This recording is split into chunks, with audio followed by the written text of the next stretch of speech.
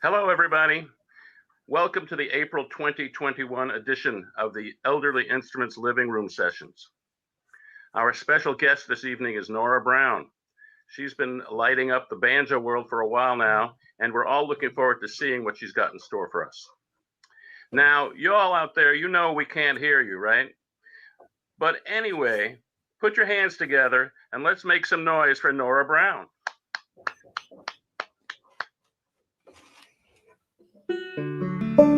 Hey everybody. I believe you're probably watching this on Facebook or YouTube, I'm not sure, but I'm actually going through this program called StreamYard, so I can't really see any of your comments or questions or anything like that, but just thought I would say that. But thank you so much for tuning in. I'm really excited to be here at the Living Room Sessions.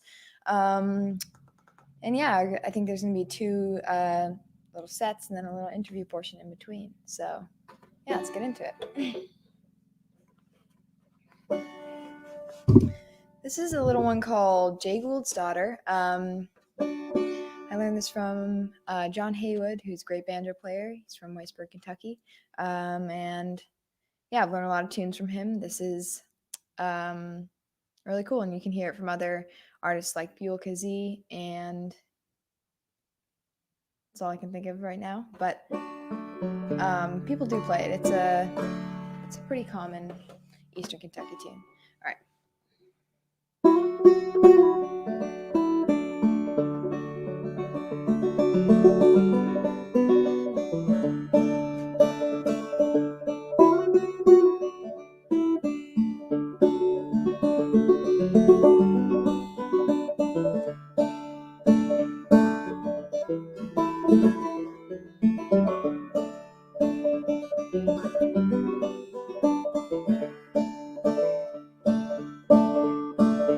Monday morning it began to rain. Out of the mist came a passenger train. On the box I came a hobo John. He's a good old hobo, but he's dead and gone. But he's dead and gone. But he's dead and gone. He's a good old hobo, but he's dead and gone.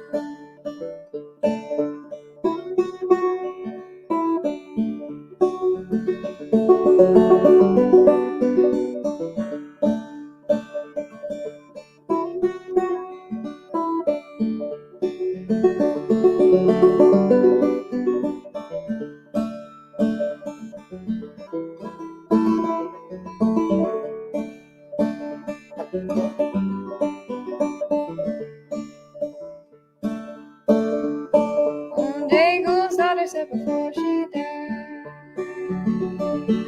there's two more rails that I'd like to ride. Tell me, daughter, what can it be? It's Southern California on the Santa Fe, on the Santa Fe, on the Santa Fe. It's Southern California on the Santa Fe.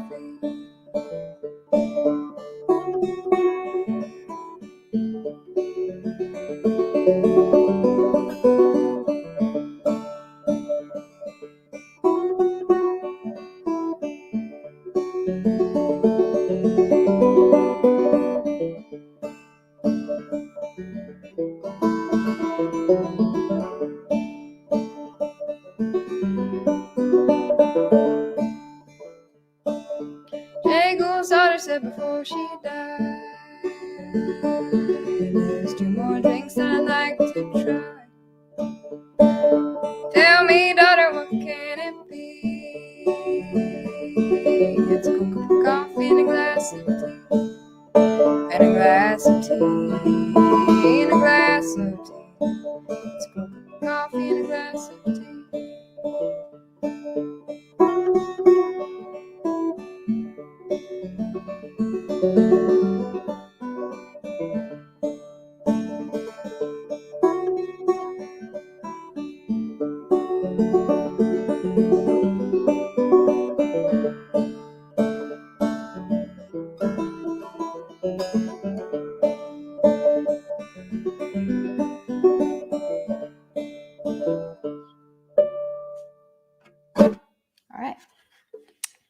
So I was little Jay Gould's daughter, and for those who don't know, I mean, you're not really supposed to know this. It's kind of a weird fact, but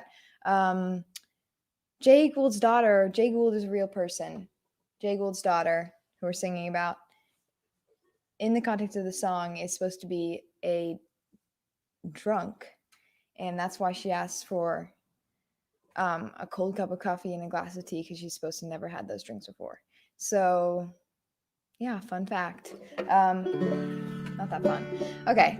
Now I'm gonna do a little bit of that shortening bread.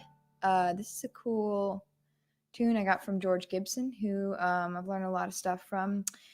He's also from Eastern Kentucky, and I've been able to go visit him a couple of times, learn some tunes, and yeah. So it's a kind of unique version, I think. And yeah, anyways. So I like to do this pretty fast, so bear with me here. There might be just, yeah. That's a precursor. Okay.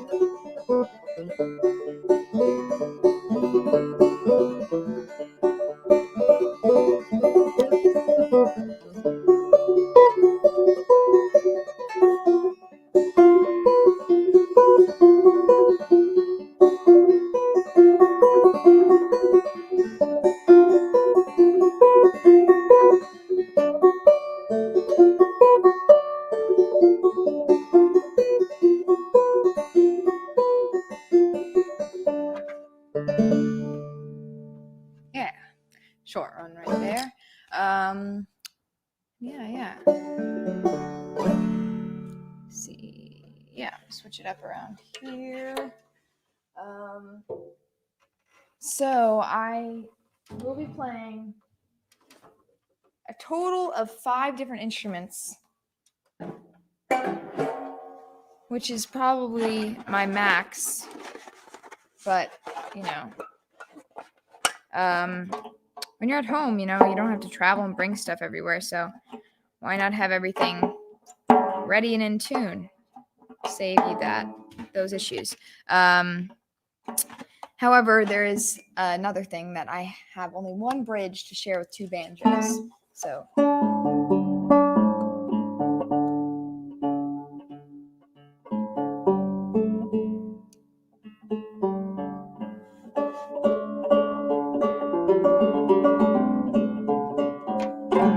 yeah, so there's going to be a little bridge switching happening.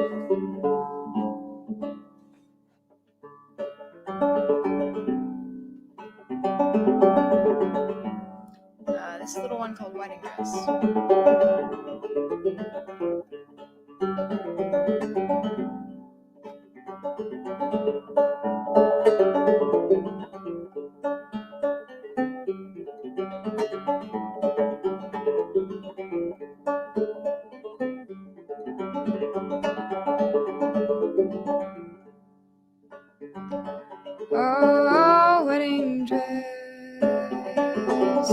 wedding dress.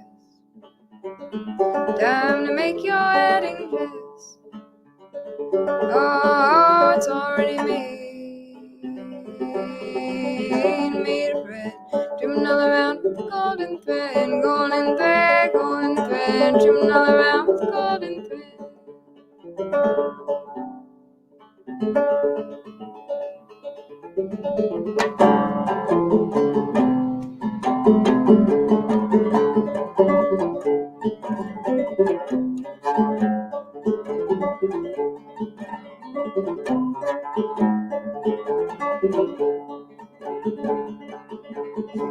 Oh, it's already made of brown. Trim another round with the golden crown, golden crown, golden crown. Trim another round with the golden crown.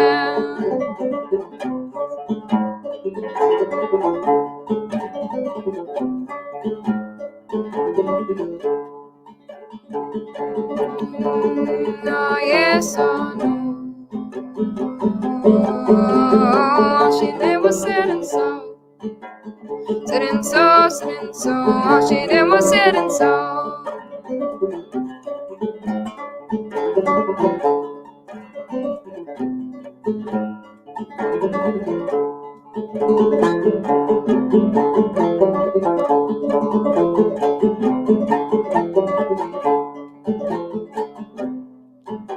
Oh, it's already made. Oh, yes, oh, no. All she did was sit and sew. Wedding dress, wedding dress. Oh, golden crown, trim another round with the golden crown, golden thread, golden crown. Oh, yes, oh, no, all she did was sit and sew. Oh, yes, oh, no. Time to make your wedding dress.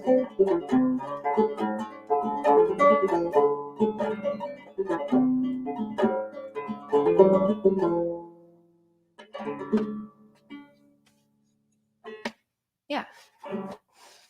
All right. Yeah, and I didn't talk much about that one, but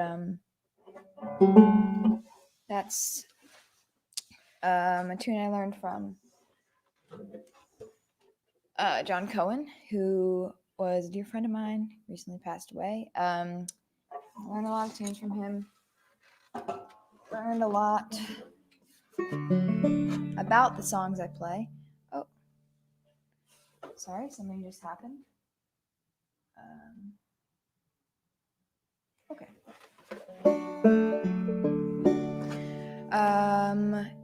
Yeah, so John was part of the, maybe best known as part of the new Lost City Ramblers. He's also filmmaker, photographer, artist, you know, all the arts. Yeah, and he actually has a lot of cool films about the artists that I'm about to play one of their tunes, Roscoe Halcomb, and you should definitely check that out if you're interested in Eastern Kentucky music and banjo stuff. And yeah, there's a lot of really great ones. And yeah, like I said, this is a Roscoe Halcomb tune. It's called Coal Creek March, and it's yeah, not much to say. It has to do with some type of protest related to coal mining, but there are a couple versions of this tune. This is kind of a unique one. Anyways, here we go.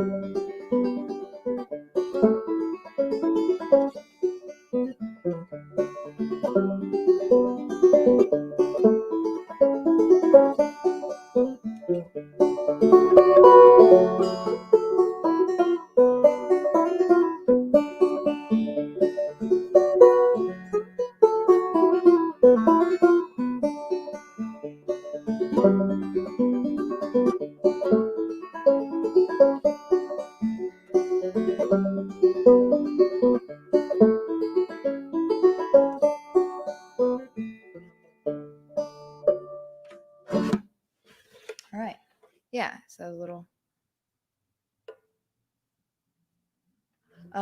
Sorry, I was got a message up here. Yeah, okay. So next up, the banjo again. I didn't really give backstory on the banjos. Maybe I'll do that in the second set. But here's a song that's not on my record, but I will use this opportunity to talk a little bit about what I got in store here. Well, sorry. What I have here is a download code, and I released this album in October of 2019. So it's been a while, kind of. Feels not like it, but it has. And it's a pretty dope download code. You got in here, you got these beautiful liner notes with some photos of the people I worked with to create it. It's produced by Alice Gerard, the wonderful Alice Gerard. I'm so honored to have her be a part of the project. Got my friend Steph Coleman playing fiddle on it. And it's recorded at Studio 808A with Joe Bass, who is a great recording engineer. And yeah, it's out on the Jalopy Records label, and you can purchase these download codes over there, or you can purchase them from me. And yeah, the full LP is officially sold out. Looked like this. But good news, I got new music coming out very soon. Very, very soon. And yeah, it's going to be cool. Yeah, more about that later. Okay. So anyways, yeah, if you like what you hear and you want to hear more, you can go to my website, norabrownmusic.com, or you can go to Jalopy Records Bandcamp. I don't have the website title for that, but you can just look Jalopy Records Bandcamp up and you will find a lot of great albums off the Jalopy Records label. And yeah, so here's a little rye whiskey. And this is a tune I got from Lee Sexton. Lee recently passed away. I learned a lot of great banjo tunes from him. A lot of them are in the two-finger style because Lee played majority two-finger style in the time that I was during the period that I was visiting him. And yeah, I'm so privileged to have been able to visit Lee while he was here. And yeah, it's been very, very sad to see so many masters of old-time music pass away in the past year. And I mean, many, many great musicians, many great people have passed in the last year.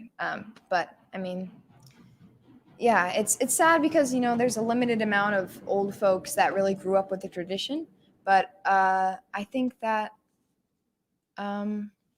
we carry on their spirits by continuing to play their music and sharing their stories. But yeah, Lee was a great friend of mine. And yeah, anyways, here's a tune, Rye Whiskey. And yeah, this is Ronnie Toddy.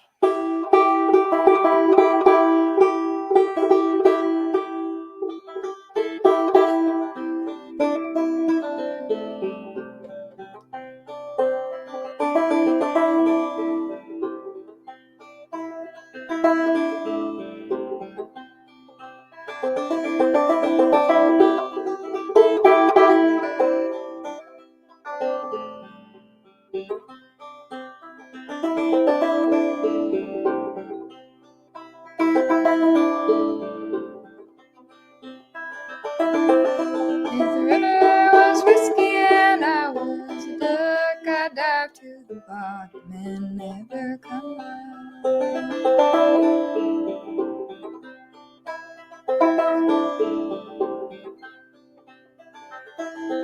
Rye whiskey, rye whiskey, rye whiskey, I'll cry if I don't get rye whiskey, I surely will die.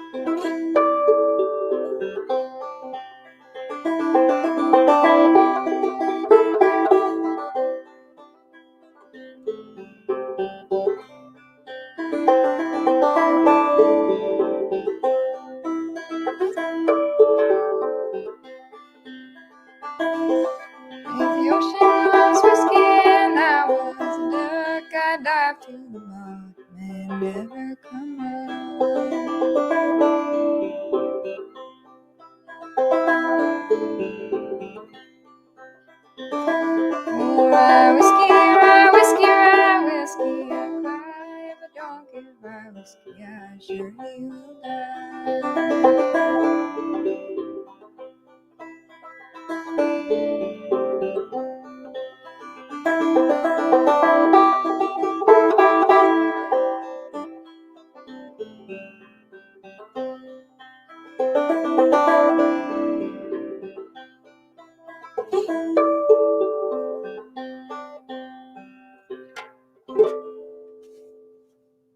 Yeah.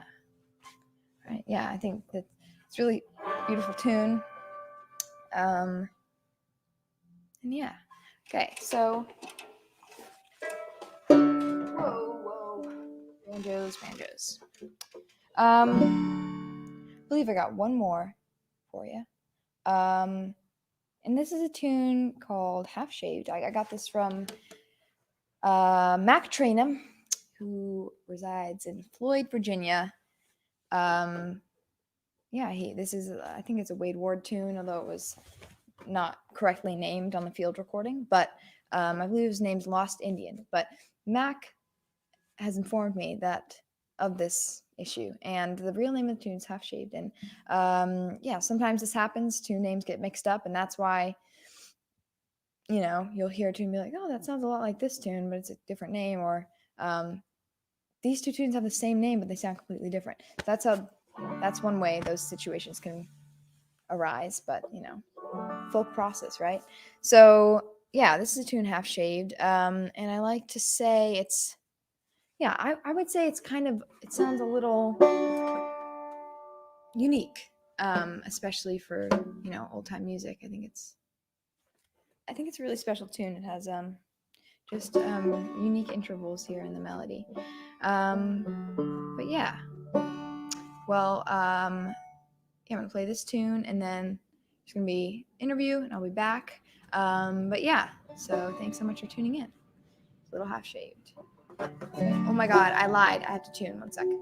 I just realized, but it's not that big of a tuning, and I was already almost there.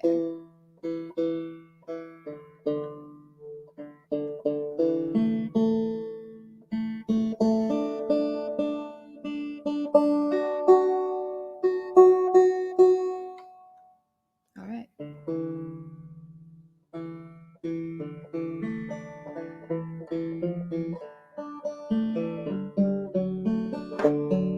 A little sharp.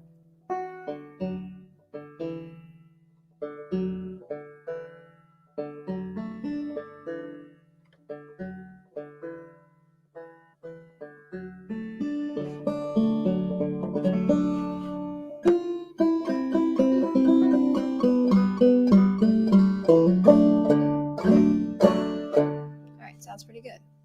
All right, here we go. A little Half Shaved.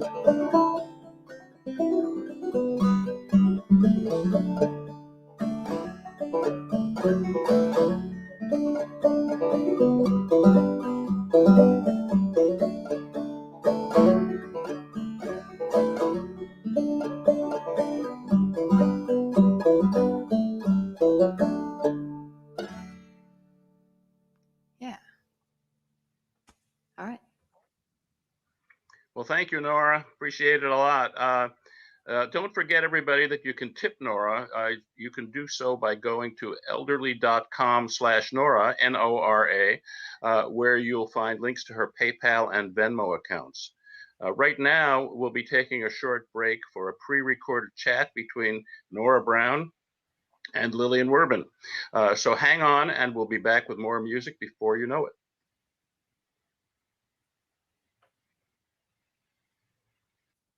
Welcome, and thank you for coming. We are really glad to have you here. I'm certain you're tired of questions asking you about being young and playing the banjo, or any instrument really. I know you started playing uke and then transitioned to other stringed instruments, banjo being the primary. Tell me about why the banjo was a better fit for you. I know that you've talked about how your mentors looked at it, but I'd love to hear how you look at it. Yeah. Well, I cannot say exactly my thought process behind this because I think I was like maybe 8 or 9. But I think that like after going to just to like, I don't know, sometimes I will do this when I get questions kind of like this because, but I'll paint a picture a little bit of my experience going to learn from Shlomo Pesco, who lived in this small apartment in I don't know the neighborhood, but anyway, so you'd squeeze into his house and like there'd be CDs on one side of the wall and like photographs of old postcards and this kind of things, and like closets with like doors falling off with pieces spilling out. And then you'd like squeeze into this little area. There's a little couch in the back where my dad or mom would sit, whoever brought me to the lesson. And then there's like 20 or 30 instruments on stands around these 2 chairs. So I was constantly seeing all these different instruments, and for some reason the banjo was intriguing to me. A lot of times Shlomo would play the banjo like along with me when once I'd finished learning a song, he believed how important it was to like learn how to play with other people.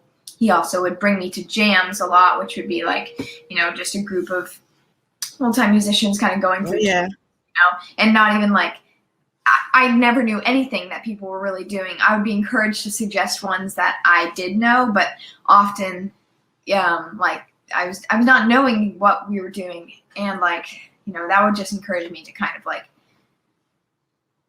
try something new. Yeah, like the 1, 4, 5 chords I knew, like, and if it's like an A, then I know it's a D, G, whatever. So then that's the kind of basis I would use it off of. And of course, it was extremely boring for me because I was like, why just more chords and songs that I don't know? But it's not boring anymore, right? Yes, but it was very, very helpful for me. And even like up to like a couple years ago, I was still like just playing chords, even when I switched to the banjo. And even then, I hated going to jams. I was like, oh, just more chords, boring instrumental songs that have no words. It was not interesting to me until I kind of figured out, it was slowly and it happened randomly, but I figured out how to kind of play the melody along with songs, on the spot like that, which is due to Shlomo emphasizing the importance of, playing alongside people. But anyways, back to the question. There were banjos around, and I was very interested in that, and he suggested that I start on the banjo ukulele, which is like a banjo ukulele hybrid. Oh, yeah. And, so I gladly took that up and played that for a long while, and eventually switched over to. So I think I think that was a smart choice because it helped me kind of get used to the sound a banjo makes just in general. Sure. Here, I have it over here. Let me grab it. Yes, please do. This is Look at him. real cute. Wow, totally out. It's got a banjo-y sound, Oh yeah. Crisp and not really. It's interesting. Not everybody can appreciate the sounds of a banjo uke. I was raised too, so I share your appreciation for it. So speaking more on the banjo side of things, your banjo style, not quite traditional clawhammer, not quite finger picking. Do you want to spend any time chatting about how you learned your two-finger clawhammer style, if that's the way you would even categorize it? Correct me if I'm wrong. Yeah, I mean, I definitely play a lot of two-finger style, but I definitely play a lot of traditional clawhammer style. I'd say it's about half and half. But yeah, the two-finger style I learned after I had learned clawhammer. Okay. A lot of people say that clawhammer is actually harder to learn than it is to learn two-finger, but it's more common, so it's often what people end up learning first. But it is, I can confirm that it is harder to learn that than to learn two-finger style. And I like, after I learned the way I did, you know, two-finger after clawhammer, I'd hear people say that and be like, what the heck? Like, that's, you know, that's the unusual style. You're supposed to learn the default and then go to the unusual. But really, as I started getting a little bit more immersed in Eastern Kentucky music and just that that area. Appalachia. Yeah, and even more specific, just that exact region, because there's a lot of two-finger picking there, and that's incorporated a lot into songs and just instrumental banjo tunes. So yes, definitely two-finger has become a much bigger part of like my music, which I didn't, when I saw these questions, I was like, wait, is that, oh my God, yeah, that's true. Because it's much more prevalent than like it used to be, and I fail to recognize how much it is a part of my repertoire. So yeah. Well, I'm a much better audience member than player, certainly. And so some of those things I kind of, it's interesting for me, the audience. That's great. I'm glad you brought it up. Cool. Let's see. Let's talk about the fretted versus fretless banjo. Sure. When was it in your banjo education that you picked up a fretless banjo and thought, yes, I'm going to master this as well? Well, yeah. I was, I don't remember the first time I like saw somebody playing one, but I do remember that I was at this camp called the Cliff Top, or the Appalachian String Band Festival. I'm a big fan. Okay, great. So there's a lot of, as you know, if you've attended, there's a lot of booths and stuff that line like selling banjos, selling all crystals from, I don't know, random stuff, but there are a lot of time heaven. And there's a guy who's selling fretless banjos, and I think it was one of my first years coming, and I was like trying out different banjos because that's fun. And I saw these fretless banjos. I think I may have seen like Rhiannon Giddens play one, or someone like that. I can't think of anyone else who really plays a fretless that I would have known at that time. But tried it out, and I was like, oh my God, this is the best. This is amazing. Everything I play sounds 10 times better on this instrument, and I really want this. And this is the banjo right here. Yes. This is really becoming a show and tell. But this banjo right here. Beautiful. Yeah. Oh, so, look at that headstock. Yeah, it's a fun little gorgeous. And this is it's a great banjo, but I play a different one now, one that my dad made. But and that one I'm actually giving to my old elementary school teacher, music teacher. Awesome. But that's a whole different story. But yeah, so I figured it out. I was like, can I please borrow this for the Clifftop competition? And I think they were like, no. Sure. I don't remember. But probably not. But yeah. And I gotta say, that's like that's another thing that's like, seems like a weird thing to be important, but it is important to like be able to try different banjos, because it helps you learn like what kind of sound you're looking for in a banjo. And like, you hear that, people? You got to try out banjos, and I know a perfect place to do. Oh, sorry. Yeah, it's very important because you hear these words like mellow, bright, all these things that, you know, mean nothing unless you can pair it with a real sound. And in your hands. Yeah, definitely too. Yeah. Awesome. Yeah. So we thank you, and we're excited that you're bringing us some great music for this evening, and we'll get your music further out, help you out on that 10, and hopefully we will talk to you soon. That sounds great. I'm so excited.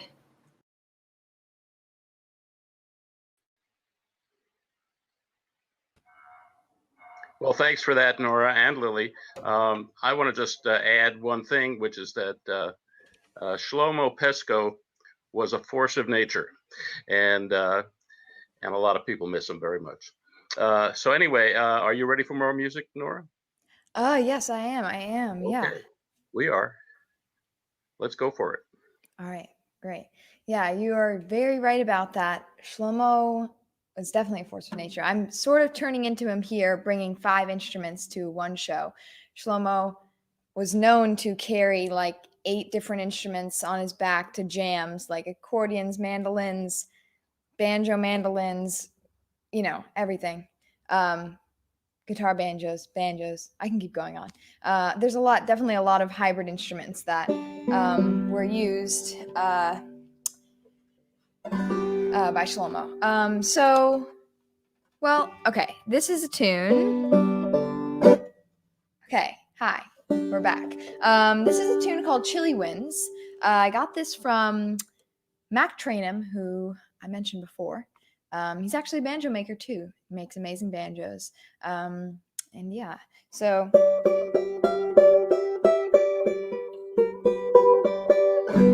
yeah, this is a tune he taught me, Chilly Winds. It's from the Floyd County area. Floyd, the town of Floyd, not the county. But yeah, I don't know the exact source, but I learned it from Mac, and he usually teaches me stuff that's from the Floyd area. He's I think it's really cool how like some teachers will specify specifically on their region. I think that's a really great way to share music because it's something that, you know, really you know, you've heard for a while. You can research easily. You can you know, gain a better understanding of the players that you of the songs that you're playing. Anyways, all right, here's a little Chilly Winds.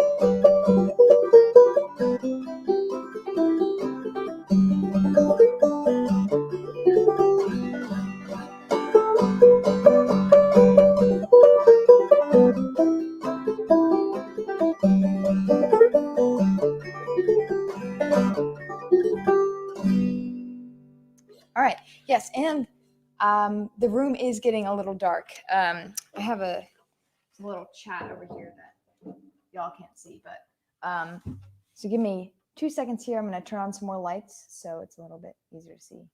All right, be right back.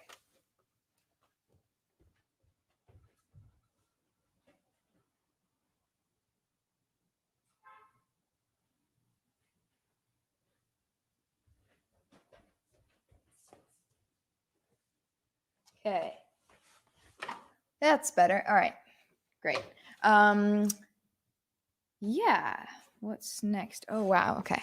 I'm gonna pull out my guitar over here, and something else I was gonna say was that it's great that there was a little interview break in the middle of these sets, because the way I'm seated, I'm looking right at our porch, and we have 4 cats, and sometimes they want to go outside and you leave them outside and then you close the door and then they get left outside. And this develops a little bit of a PTSD around going out on the balcony.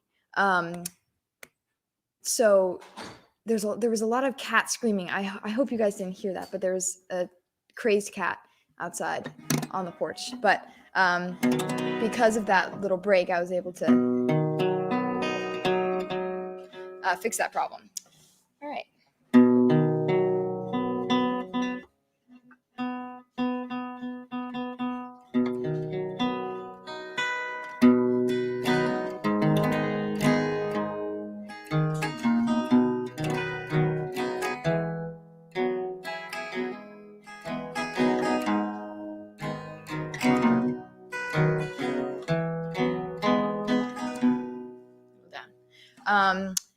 Yeah, so thanks to my daddy's putting up some more lights now. Yeah, so this tune is a Gillian Welch tune. Gillian Welch. Love her, love all her songs, and especially this one.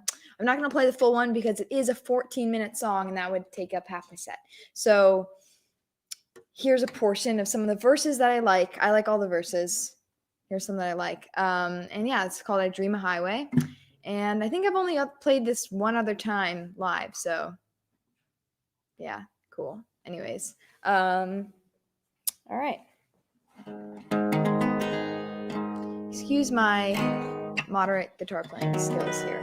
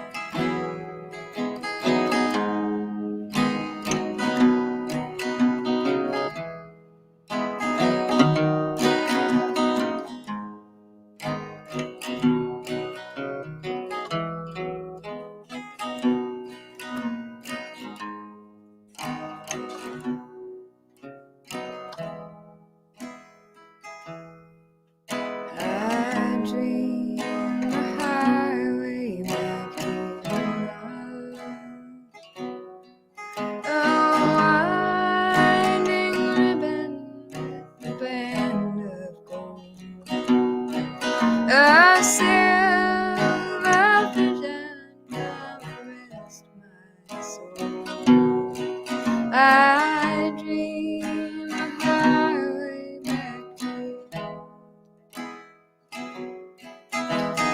John. He's kicking out the lights.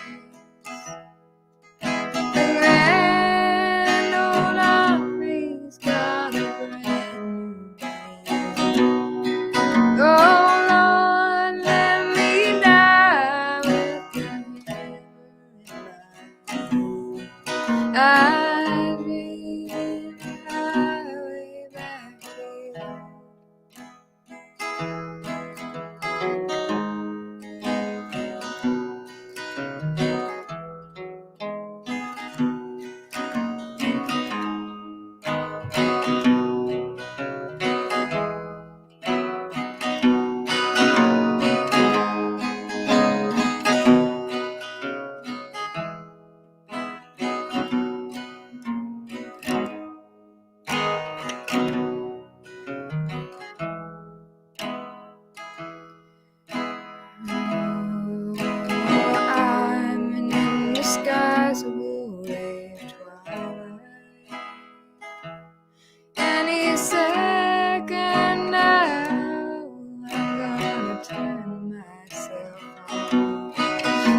the blue display of the cool cathode ray.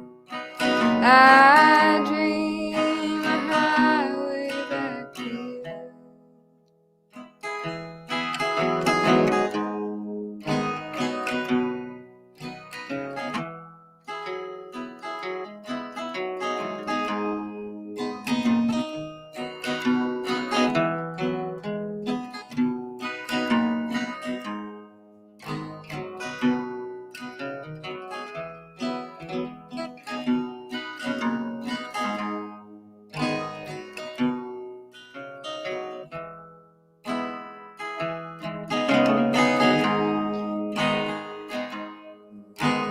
What will sustain us through the winter? When in last year's lessons go, oh, walk me out to the rain and snow.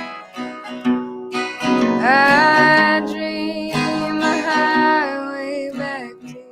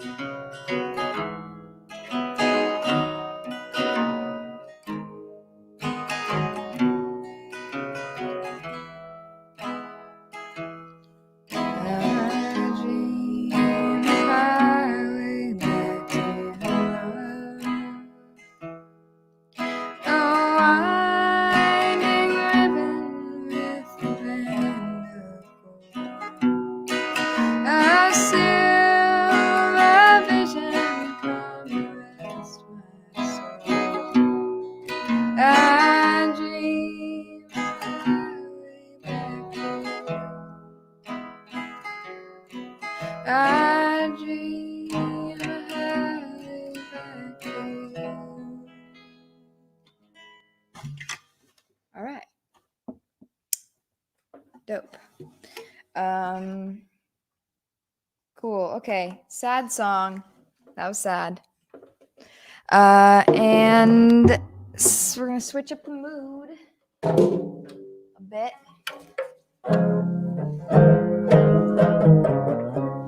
With a little dance tune. It's called Poor Black Sheep. I got this from Fraser and Patterson, an amazing banjo fiddle duo.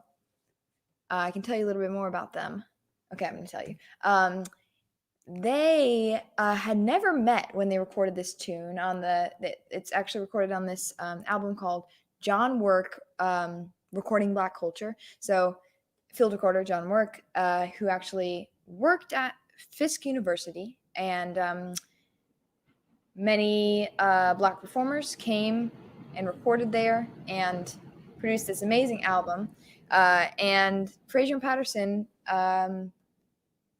a great banjo duo. They have a couple tunes on here, and this is one called Poor Black Sheep. You may have heard this because I believe the Carolina Chocolate Drops used to do this song. But that John Work album is very much worth purchasing, and I highly recommend it. And some other cool things about Fisk University was that it was, I believe, the first college that was accepted black students. So that meant that there was a wide range of ages that were attending the college when it first opened. And another cool fact, it was actually, its location is renovated Union barracks. So that's a cool thing too. And yeah, I was actually just down in Nashville, close-ish to, not really, but close-ish.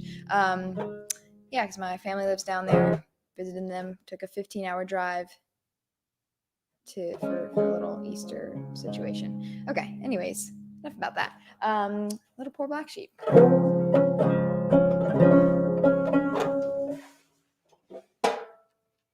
Whoa.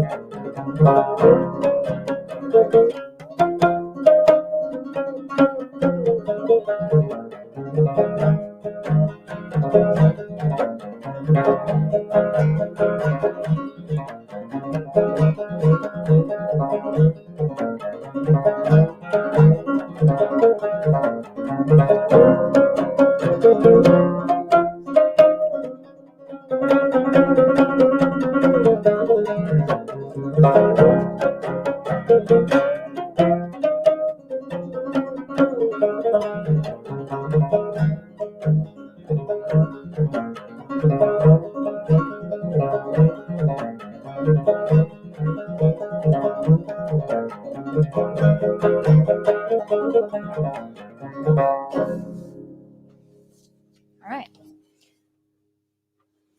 Cool. Yeah, that's a super fun tune. It could use a fiddler though.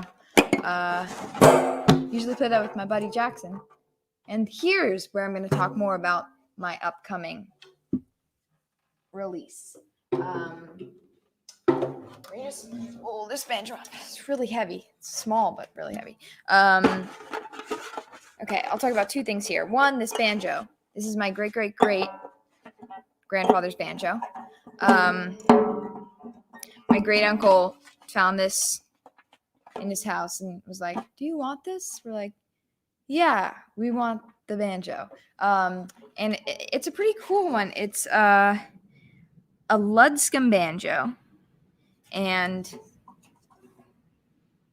it's pretty cool. We put a new head on it, some nice gut strings. I really wanted to have a banjo with gut strings and a fretted neck, so I can play songs that have higher parts of the neck. It's hard to do that on a fretless banjo. This gives you a little guidance, and you get that same mellow kind of round tone that you get from a gut string fretless banjo. Okay, the other thing I'm going to talk about is upcoming release Situation. There's not much to say, but there are some things to say. That it was recorded in caves right below my house, which are these cheese caves. Oh gosh, now I'm going to really have to explain here. My parents work in the cheese business, and there are some caves that are unused, so they don't have cheese in them. And we used to actually host like monthly concerts in there, but obviously cannot do that anymore. It's a very tight space. But I got a couple of friends. We recorded some stuff during the summer down there, and yeah, it's a very difficult space to record in. As you can imagine, there's a lot of sound moving around, bouncing off the walls, but finally got those masters in. So hopefully we can get something out around September, October region.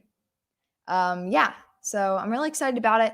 I was a little nervous at first because it was a little bit tricky to, work out the recordings because of the sound situation, like I was saying.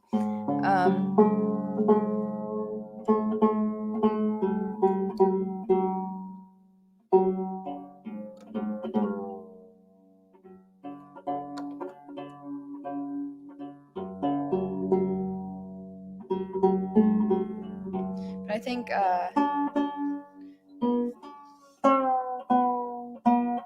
I've kind of changed the way I'm thinking about it now. I'm a little more hopeful, excited about it.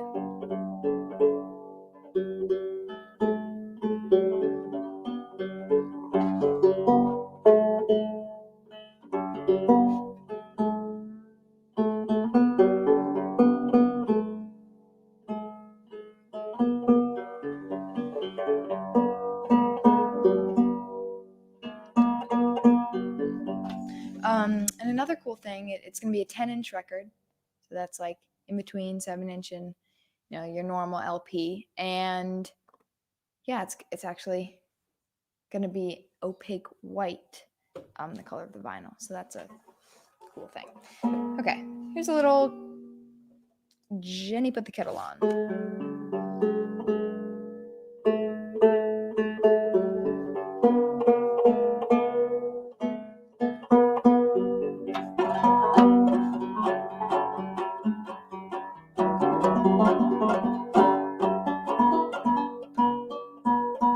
Sorry.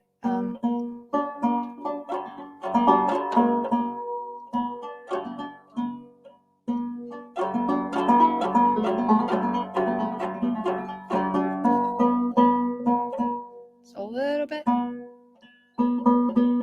There we go. Okay. This little Jenny Put the Kettle On. It's a Virgil Anderson tune. One of my favorite banjo players.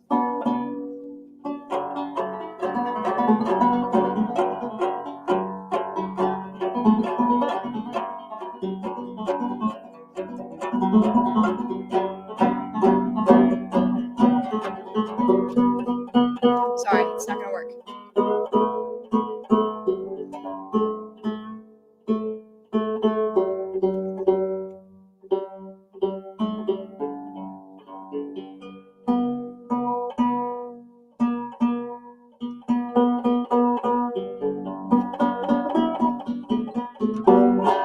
All right.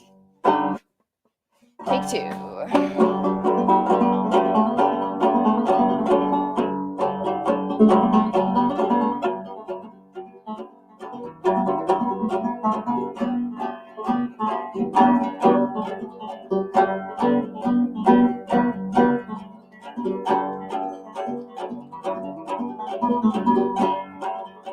How in the world do people all know I like sugar and coffee? Get along, big one, little one, Jenny Put the Kettle On, take two.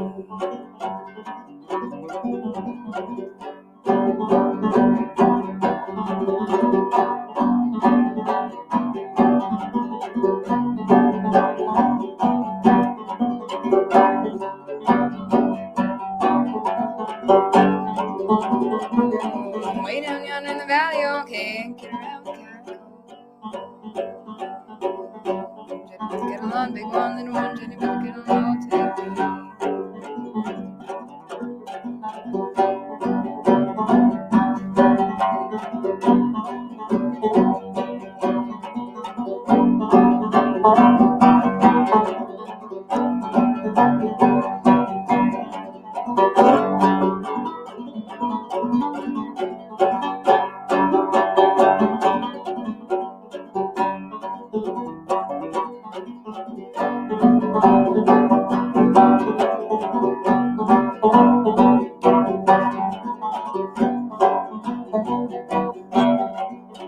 Jenny Put the Kettle On, big one, little one, Jenny Put the Kettle On, take two. Jenny Put the Kettle On, big one, little one, Jenny Put the Kettle On, take two.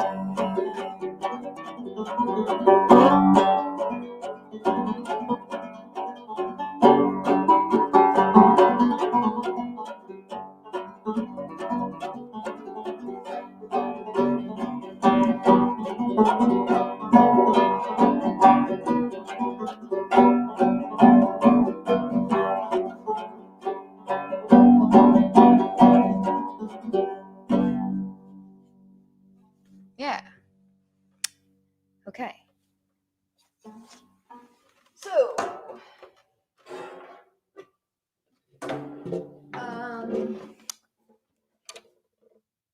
nope, not this banjo. Okay. So, I'm gonna do a little song called "Going to California," and wow, everything's falling. Awesome. And this is a Reed Martin tune. Really fun, bouncy one. It's a little cleaner on a regular banjo, but I like how it sounds on fretless. Whoa.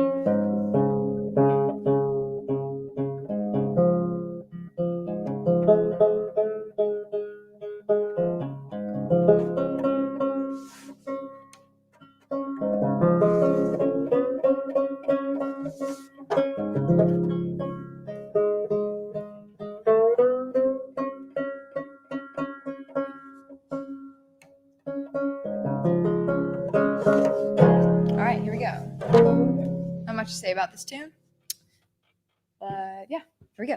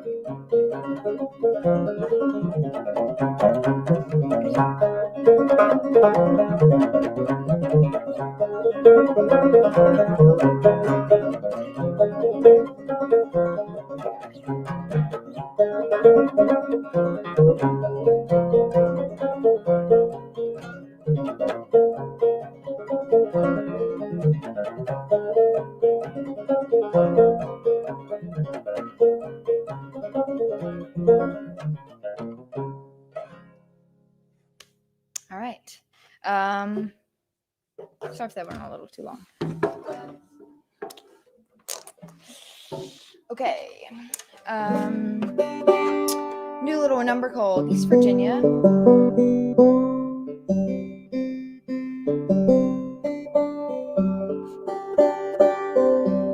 To wrap up this set here.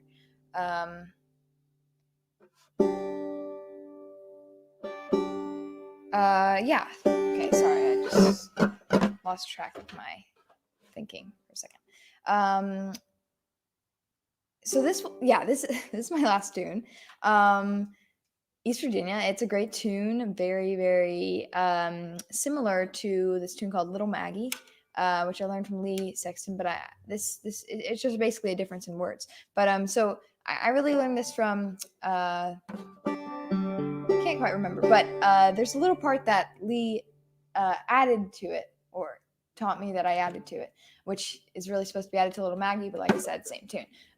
So I'll show you a little bit. You know what? You can point it out. You can figure it out yourself. But I think that'll be more fun. Anyways, thank you so much for tuning in. It's been such a pleasure to play for you guys tonight. And thank you so much to AJ and to Elderly for having me. This has been super cool. So a little bit of East Virginia to finish us off. 2 more things. First thing, my email is cinnamon-tree-nb@gmail.com. Cinnamon Tree is the name of my record. cinnamon-tree-nb, Nora Brown @gmail.com. And you can email me there if you have any questions about things. Also, if you have questions about lessons, because I also teach lessons. So you can reach out there. And yeah. And I've been doing some workshops recently at the Jalopy Theater and School of Music and the Handmade Music School, which is through the Floyd Country Store.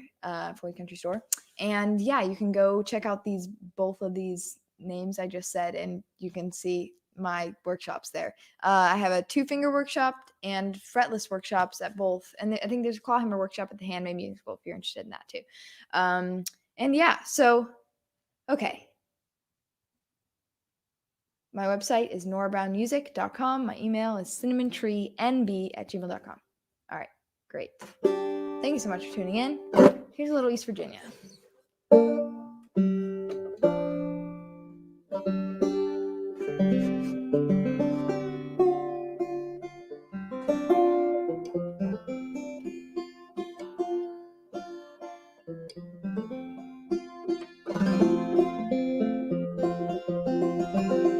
Someone's knocking on my door. We're gonna let them wait till the end of this song.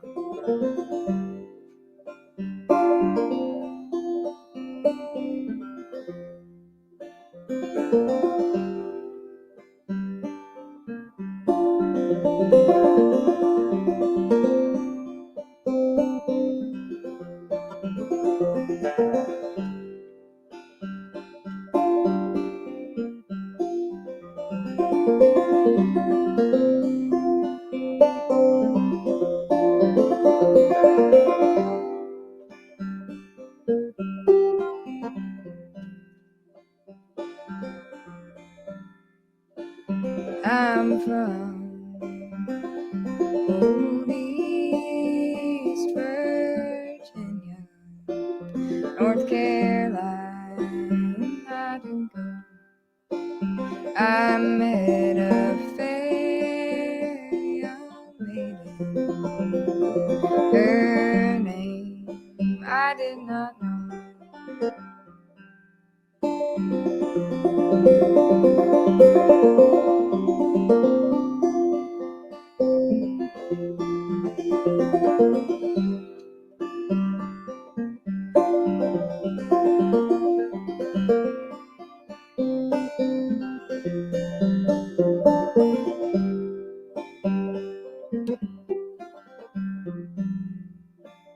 Her hair was dark brown curly.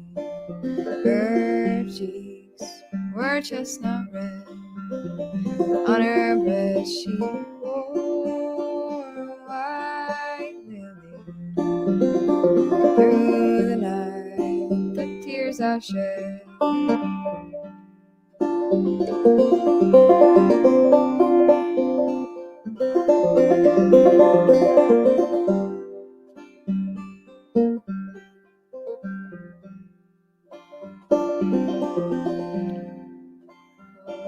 Don't that road look rough and rocky? Don't that sea look wide and deep? Don't my darling look much sweeter when she's in my arms asleep?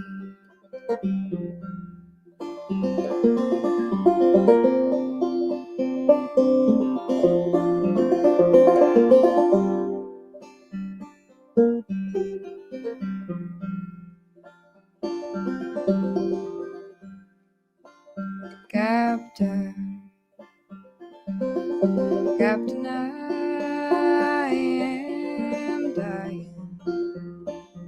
Won't you take these words for me? Take them back to old East Virginia.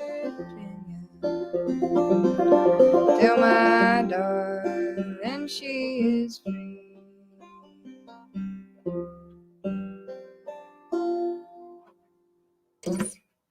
All right. Well, thank you so much, Nora. It's really great. I appreciate it very much. Also, we appreciate all the folks who've been listening in, everyone who's joined us here on Facebook and YouTube, and I'm not positive, maybe some other places too. Anyway, we hope everybody out there enjoyed it a lot. I'm sure there's a lot of extra little noise out on the internet out there that we can't hear, but I'm sure it's there. Anyway, thanks again to you, Nora. As Nora said before, you can find out more about her on at various places, but her website, you said it was norabrownmusic.com. I thought it was norabrown.com, so I'm glad you told me before I said it. Anyway, don't forget to look at elderly.com for all your fretted instrument needs. I should say that last month at Lily Henley's concert, I ended up by saying that we'll have Rachel Davis next month, but we didn't. We had Nora Brown, and that was my mistake. But Rachel Davis will be here on May 5th, so we'll look forward to seeing you all then. And thanks again, Nora, and everybody else.